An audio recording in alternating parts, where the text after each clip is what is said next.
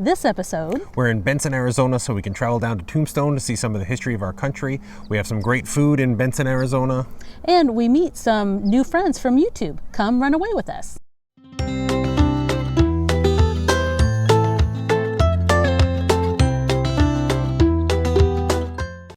Hi, I'm Drew. I'm Ann. And this is Runaway with Us RV.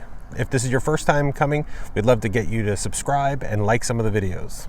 We would appreciate it. Thank you. This episode, we're in Benson, Arizona. We chose Benson for its proximity to Tombstone. You could stay in Tucson and go to Tombstone too, but we had looked at the map and it was about a 45-minute to an hour drive from Tucson to Benson, and then another 30 minutes to Tombstone. When we lived in Arizona, Tombstone was always on our list to go down to view, but unfortunately, it was just so far of a drive, and we really got to see how far of a drive it was when we traveled to Tucson, which is going to be our next episode. Yeah. So when we were in Benson, we stayed at 1,000 Trails campsite. We got to meet some... I think it was an Encore. I think it was an Encore, you're right. Yep. We got to meet some nice people there. Yes. People that we're still in contact with. It just tells you, please, when you see us, say hi. We like to continue to have a conversation and to get to know everybody that's out in the camping and RV world, as well as just out in the cities we visit. Yeah, we're actually thinking of putting our logo on the back of our RV and on our Jeep. So that way, if you guys see the logo, you can stop by and just say hi. Right. So our first night there, we had been craving Mexican food. Yes. We hadn't had good Mexican food since we had left Arizona. We had had right. good Mexican food, not great Mexican food. And we really struck hidden gold, I think. Yeah. So it was called Mi Casa Restaurant. It's right along the main drag, but you would drive past it 6 times if you're not looking for it. Thankfully, we had kind of an idea of what it looked like, so Anne kept her eye out for it. It's a cute little quaint restaurant. Yes, it's a neat place to go. It's a small little kitchen and a small little dining room. Family owned. Husband is doing a lot of the waiting. The wife is doing cook. Yeah, sorry. The wife's the cook. And it was, I thought, just a cute little, it felt like being in their house. Yeah.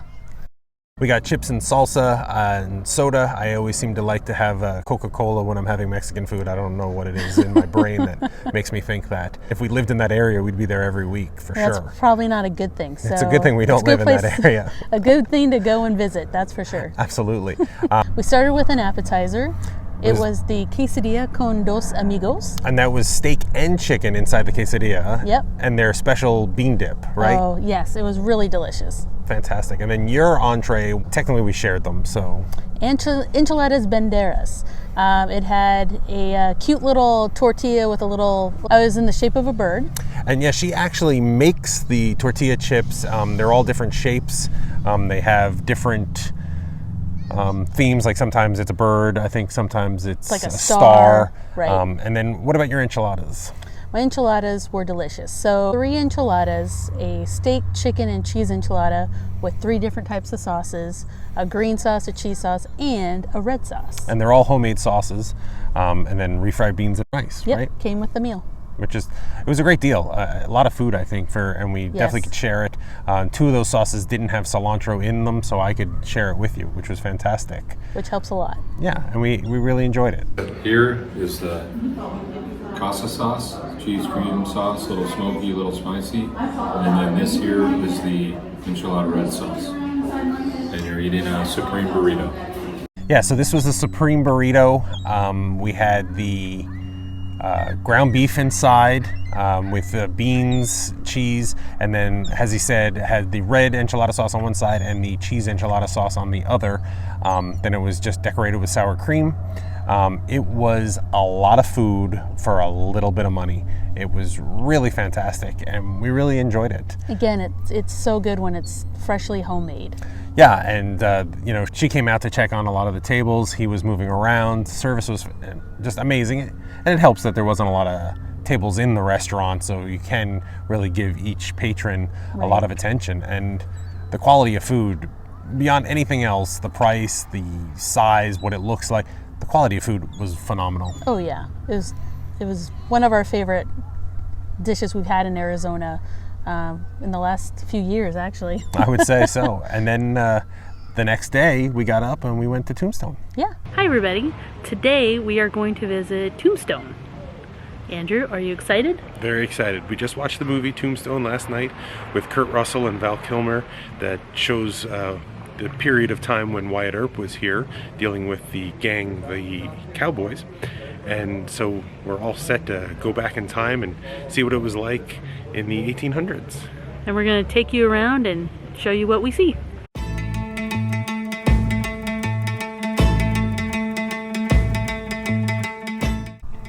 Yeah, so Tombstone I thought was really interesting. They keep the center street of this area, which was like the main drag, they keep it dirt and they have it blocked off from cars. Cars can come up to each side, but not drive on the main drag. And then everyone's kind of dressed in period clothing that works there.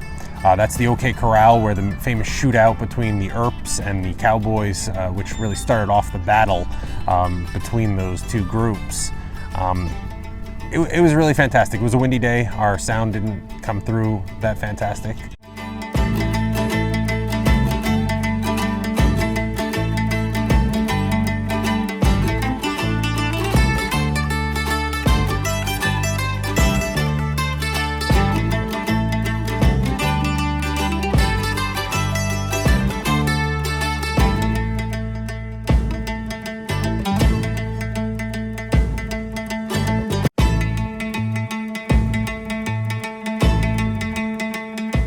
Couple things that you can do while you're there. Obviously you can go see the shootout at the OK Corral. You do have to pay for it, but they also offer a horse and buggy rides. Stagecoach ride. Yeah, stagecoach. Yeah, I think I say horse and wagon, so yeah. Horse and buggy, horse and wagan, stagecoach, whatever. You'll see it in the video. Horses and a vehicle being pulled behind it. That's offered. Whatever you want to call it. That's offered as well. I don't think it's that expensive. I think it's about $5 or $10. Yeah, we didn't really look into it. We were really more interested in just kind of strolling the streets. Yes. A lot of the different venues have their own shootouts. Some, like the OK Corral, where you actually get to walk in the footsteps of where it happened with actors. Others have other actors that are doing other types of shows. Yeah. Like in the original gambling hall that the Earps had set up in. Right.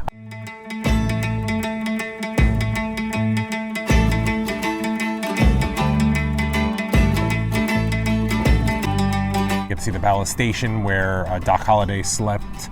For a lot of, he kind of moved into the hotel, so he slept there and was very close to the gambling establishments. It was a real trip after watching the movie. Now, the movie wasn't filmed here. The movie was filmed in Tucson, which will actually take you to that part on another episode. Right. But it was just interesting to see where it really happened at the time. And you just get to walk the old streets and you get to see some of the buildings. A lot of them have been kind of updated. This one building, the Birdcage Theater, has not been. It is the original, no changes at all, and they do have a show also. Right. And we'll talk about that a little bit. We didn't do the show. We went in. You get a good little history lesson just from some of the people in the buildings. Right. So at the Birdcage Theater, there was a man who was telling you, obviously he was trying to sell it. He was telling you what you're going to see inside it, a little bit more about the history of Tombstone that's not Hollywood glorified. Right. And I thought that was great that even though you're not paying, he still gave you that kind of that lesson and talked to you a little bit about it. At least you still get to go in without having to pay any money and take a look around and see just what a lot of the things look like back in the day. Yeah. It's nice that they try to keep it as authentic as possible. Obviously there's horse and wagons that come up and down, take tours on. Back here's the Birdcage Theater, which we showed you a little bit of. It's the only existing building that's still unupdated, hasn't been refurbished. You can take a little tour in there for $14 for adults. You can see a lot of the old rooms, gambling halls, bullet holes from back in the 1800s. So if you're in the area, there's a lot of little different things to do, some good places to eat, and just in general get back into history. Even if you're not into Westerns, it is a part of U.S. history. It is a place to come, and if you're in the area, I'd highly recommend it.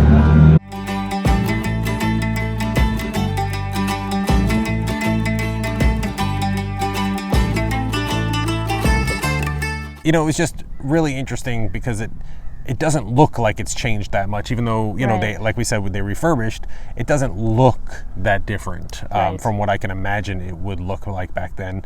There's the horse and buggy, as anyone would call it, or stagecoach. Horse and wagon, as I'll call it.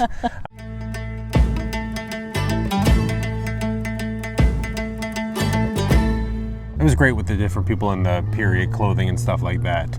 I thought it just gave it a little bit of extra flair. Oh yeah, I mean, it was nice to walk through, and it wasn't very crowded the day we went. So no, we went in the middle of the week, which obviously helps. There they are, the Earps, all gathering, ready to go into the OK Corral to confront the cowboys and have the shootout. So at least you can have part of the show. Exactly. Without You having can to pay for watch it. them walking up and down the street and gathering up. And then just a block off the main drag is the old courthouse. So if you want to see some other history buildings, you just have to kind of go a little bit further off. Staying at the Encore campsite, the Thousand Trails Encore campsite, was another YouTube channel. We saw them recording their review video right outside. So we got to talk to them. They are just been helpful so much for us. Yeah, but super friendly. It was nice to meet Brian really and nice Shauna couple. in person. We had seen a couple of their videos prior, and it was just great to get to, you know, someone who's doing the same thing we're doing and get to meet them. We didn't get to meet Lucy and Ricky. We wanted to. That's their two cute little dogs. Unfortunately, Jimmy did worm his way into their lives. So it was nice to see them. Yeah. Then the next morning we decided to have breakfast at the Horseshoe Cafe, which has been around since the 1930s. It's in the historic building right on the main strip. They do breakfast and lunch. They might do dinner, but I know breakfast and lunch for sure. Right. Very cute. Has a lot of little kitschy items. The neon ceiling, actual jukeboxes. Desserts look amazing. Oh, the desserts were gigantic and amazing. But they have jukeboxes at the tables. Yeah. It was chilly, so we had a cup of tea before the morning meal. And what we didn't realize was how large the meals were going to be. Right. When you see the prices, especially when you're in different cities all over the place, you get an idea that, oh, okay, at that price, you're not going to get a lot of food. Right. That was not the case here, and we completely ordered way too much, and thankfully we could take a good portion of it back to the coach because it was right around the corner from the campsite. Thank goodness. So I ordered the country fried chicken. It came with hash browns, 2 eggs, and I got the side biscuit with gravy because why not? Hey, if you're doing carbs, do carbs. Yeah. We could have totally shared this entire Yes. meal and been full and not had room for my meal, which was their smoked pit ham and eggs. It came with 2 eggs, a big slab of ham, hash browns also, which enough hash browns for 3 people, and it was for 1.